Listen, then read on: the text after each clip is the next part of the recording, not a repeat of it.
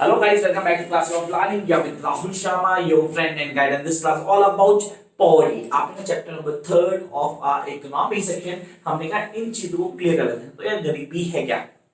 It looks like गरीब series ऐसा बोला जाता नहीं यार, ऐसे किसने बोला? नहीं मैंने नहीं बोला, लेकिन गरीबी है यार. अब गरीबी को थोड़ा डिफाइन करते हैं. कैसे डिफाइन करते हैं? कर लेते हैं यार, थोड़ा हम भी मजाक कर लेते हैं, लेकिन यहाँ पे गरीबी को समझते हैं. ये रूरल और अर्बन एरिया की पॉवर्टी को डिफाइन करते हैं. तो सर आप देख सकते हो यहाँ पे urban and rural. Sir urban को अगर देखा जाए तो यहाँ पे आपकी सैलरी, आपकी इनकम के हिसाब से आपकी पॉवर्टी को डिफाइन किया जाता है.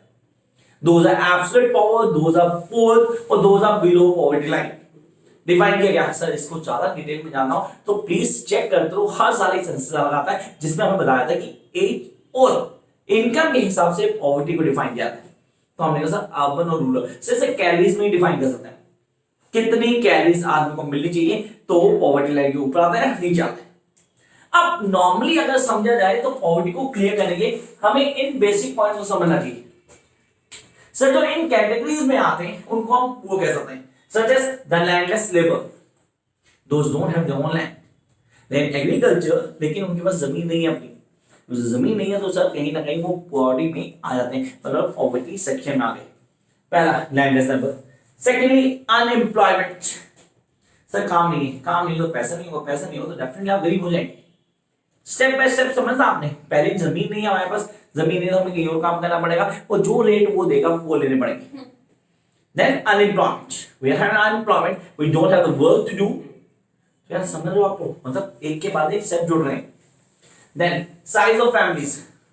सर गरीबों की फैमिलीज बड़ी होती हैं. कांच सर जैसा 4 6 सर 8 बच्चे होते हैं. भाई क्या जा रहा है? क्योंकि सर कुछ काम नहीं है ना, सिर्फ बच्चे पैदा करेंगे. तो बच्चे पैदा होते ही क्या इनकम का सोर्स बन जाएंगे. वो हर रेड लाइट में हम दिखते हो बच्चों को दिखने के घूम रहे होते. आपने कहा sir size of family matter करता है. जिस फैमिली का साइज बड़ा होगा डेफिनेटली पुअर हो सकती है. चांसेस ऐसे जरूरी नहीं कि हर फैमिली पुअर हो. कई बहुत रिच लोग होते हैं, फैमिली बहुत बड़ी होती है. We taking just an example. Normally a small family is a sound family. Then we come to next one, the literacy. सब पढ़े लिखे होना. That play a most important और vital role in poverty. Literacy rate. Sir illiterate लोग और literate में फर्क होता है. जहां लिटरेसी रेट कम होगा वहां पॉवर्टी के होने के चांसेस सबसे ज्यादा होते हैं. इस चीज को please keep in your mind while preparing for this chapter. Then जब next one, poor health and malnutrition. सब पुअर हेल्थ एंड malnutrition. जब सब गरीबी होगी तो हेल्थ तो ठीक होगी, खाने को पूरा नहीं मिला, और जब आपको न्यूट्रिशन पूरी नहीं मिल रही, कैलोरीज पूरी नहीं मिल रही, how could you be completely develop? You can not be. उसको डिफाइन किया, उसको बताया गया. And then we come to next one, the child labor. What is child labor? So छोटे बच्चे काम कर रहे हैं. सीन ढाबास, हम ढाबा सड़कों पे देखते हैं, छोटे बच्चे काम कर रहे हैं. क्यों? क्योंकि they belong to a poor section of society. And when somebody comes under poor section of society, they have to work in their small age. छोटी एज में काम करना शुरू कर देते हैं लोग. Come on next one, helplessness. Sir कुछ भी नहीं कर सकते हो. आपने कहा sir they don't have to do anything. क्योंकि उनके पास कुछ है नहीं करने की. तो हेल्पलेस कहने दयनीय हालत से बोलते हैं वो होती है लोगों की. तो दीज आर द पॉइंट जो हमें ध्यान रखने for to define urban and rural poverty. Come up to the next phase, the social exclusion. Sir society में ना इन लोगों को अलग कर दिया है. अगर आप बोलो सर जिस पार्क में आप खेलते हैं वहां गरीब बच्चे नहीं खेल सकते, आगे खेलने नहीं देंगे आप लोगों को हटा देंगे वहां से. You won't entertain them.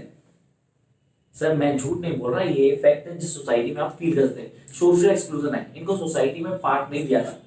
ये अपनी ही सोसाइटी में जाएंगे. जो बिलो पॉवर्टी लाइन जो बहुत ही गरीब होते हैं वो उन्हीं लोगों के साथ जाते हैं जो वैसे होते हैं.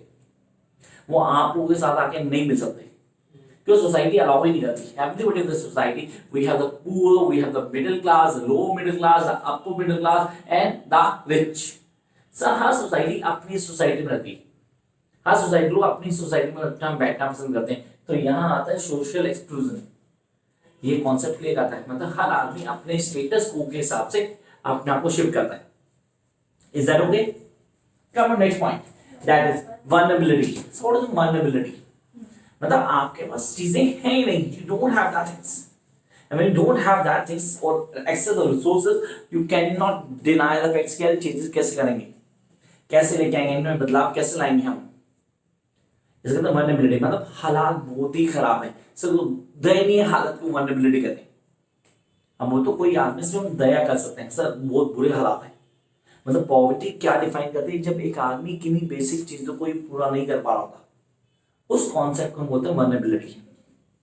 देन पॉवर्टी एस्टिमेशन, सही पॉवर्टी एस्टिमेशन वेरी करता है state to state, nation to nation, in region to region से इसे पॉवर्टी एस्टिमेशन आता है। अगर आप एनसीईआरटी बुक खोलते हैं तो वहां देखते हैं कि वहां एस्टिमेशन दिया है पॉवर्टी का, हर जगह पॉवर्टी का अलग एस्टिमेशन है। जहां पर आपको फेज दिया हुआ है, एक सोसाइटी दी हुई है, सोसाइटी में डिफरेंट फेजेस दिए जहां पे चीजों को बताया गया कि पॉवर्टी किस तरह मूव कर रही है, how society plays a dominant role.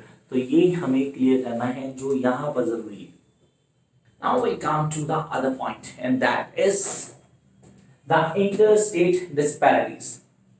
The richest city in India, नाम बताया please. No doubt it's Delhi. The richest city in India, Delhi. अच्छा, the poorest city or the state in India, sir, Odisha. देखो हमने क्या किया, हमने example लिया और फटाफट जवाब दे दिया। सर स्टेट कहें तो रिच, सबसे rich state Delhi, commercial capital of India Bombay, Mumbai. तो ये हमने क्या किया सर, हमने क्या इंटर स्टेट कंपैरिजन किया। ये था पॉवर्टी को डील करने का, poverty as a challenge, sir challenge है जिसको डील करना जरूरी है। And then we come to the global poverty scenario. Globally अब इंडिया देखा जाए, इंडिया को कंपेयर किया जाए किससे, स्विट्जरलैंड से। तो स्विट्जरलैंड की पर कैपिटा इनकम और इंडिया की पर कैपिटा इनकम में जमीन आसमान का फर्क होगा। हमारी अगर पर कैपिटा यहाँ आती तो उनकी पता नहीं कहाँ आती है। इसका मतलब नहीं तो सोना चांदी खाते हैं। अब यहाँ देखना, हम जब नेशनल इनकम कैलकुलेट करते हैं तो हम नेशनल इनकम को डिवाइड करते हैं पॉपुलेशन से to calculate per capita income. तो इंडिया की पॉपुलेशन बहुत ज्यादा है, ऑलमोस्ट 130 करोड़ प्लस ही है, उनकी तो कुछ करोड़ भी नहीं है। How can we compare these two, तो उसके कॉन्सेप्ट को क्लियर करना। तो ये आ गया हमारे पास the estimation global poverty scenario. उसमें इंडिया कहां स्टैंड करता है, कितने रैंकिंग पे, उसको देखना हमें। देन दो चीजें सबसे important, sir causes, what are the causes of poverty. आप देख सकते हैं मैंने इसको पूरा ब्लैंक रखा, मैंने लिखा नहीं, मैं क्या डिस्कस करेंगे तब इसको डिस्कस कर तो लिखेंगे। आपने कहा सर है क्या पॉवर्टी, इसके कॉजेस क्या हैं। पहला population, the first reason is the population. We know that India is a much populated country. Population. Next, sir population के बाद दूसरा कॉज क्या आता है, इलिटरेसी। अब सर लिखते नहीं है, ऐसे बात करते हैं, टाइम ज्यादा खराब होता है आप लोग क्लास का। तो पहला पॉइंट होगा पॉपुलेशन, दूसरा है इलिटरेसी। तीसरा सर इनकम डिस्पैरिटी, जो अमीर है वो और अमीर होता जा रहा है, जो गरीब है वो और गरीब होता जा रहा है। Sir next we are having poverty के कौन कौन से कॉजेज हैं। सर पॉपुलेशन आ गया हमारे पास, सर उसका क्या है हमारे पास, इलिटरेसी। फिर क्या है हमारे पास, distribution of income. Fourth availability of resources, जिनके पास चीजें हैं उनका जरूरत से ज्यादा है, कहीं के पास है ही नहीं। फैमिली साइज, ऑनरशिप राइट्स, किसके पास मालिकाना हक है, अमीर गरीब को पैदा करता है। तो ये वो पॉइंट्स हैं जो हमें याद रखने, वो याद हम लॉन्ग क्वेश्चन में 4 से 5 पॉइंट देने होते हैं। That is more than enough, आप उनको एक्सप्लेन करें। जंप करते हैं नेक्स्ट पे। ये क्वेश्चन पे रिस्पेक्टेड है, आप प्लीज को याद करना। आप लोग कह रहा है what are the anti measures taken by government to control poverty. Anti measures मतलब किन को करने से हम पॉवर्टी को रोक सकते हैं।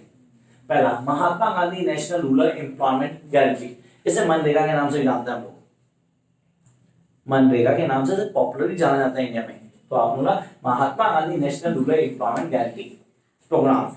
चलो सर फर्स्ट जाना हमारे पास इट्स एन एक्ट जिसे मनरेगा का नाम जाना गया। नेक्स्ट द प्राइम मिनिस्टर रोजगार योजना, प्राइम मिनिस्टर रोजगार योजना। तो पहला तो मनरेगा याद हो गया, दूसरा प्राइम मिनिस्टर रोजगार योजना। तो आप देखो मैंने यहाँ पर शॉर्टकट में बीच में दे दिया, क्या भाई छोटे छोटे याद करो, अपने आप उसकी फुल फॉर्म याद हो जाएगी। Come next one rural employment now, कहते हैं generation programme. Rural employment sir कहाँ गांव कस्बों में जनरेट करेंगे किसको, एम्प्लॉयमेंट को। देन प्रधानमंत्री ग्रामोद्योग योजना। तो सर 1 2 3 4 सिर्फ चार के चार अगर आप याद कर लेते हैं that will more than enough. एक क्वेश्चन जो आपको याद करना है वो याद करना है कॉजेस ऑफ पॉवर्टी। दूसरा जो आपको याद करना है वो एंटी कॉजेस, जो एंटी प्रोग्राम चल रहे हैं। ये हमने प्रधानमंत्री की बात की, प्रधानमंत्री रोजगार योजना, प्रधानमंत्री रोजगार योजना की बात आ गई, मनरेगा आ गया हमारे पास, ठीक है। इनको आपने ऑन टिक कर लेना है। अब आते हैं नेक्स्ट पॉइंट पे, that is the challenge that sir कौन कौन सा चैलेंज है। अब चैलेंज की बात की सर, नॉर्मली हमारे चैलेंज है पॉपुलेशन, बहुत बड़ा चैलेंज है जिसको कंट्रोल होना ऑलमोस्ट आउट ऑफ रीच हो चुका है इंडिया की, ठीक है। आगे आ गए सर, ये जो कॉजेस है ना, यही कॉजेस आप डाल देंगे चैलेंज अहेड में, and this will work for you guys. All the best for your papers and keep in mind that अगर आप मेरी लेक्चर्स भी लेने हैं तो चैनल को सब्सक्राइब करें, वीडियो को लाइक करें और हो सके तो ज्यादा शेयर करें। Bye guys.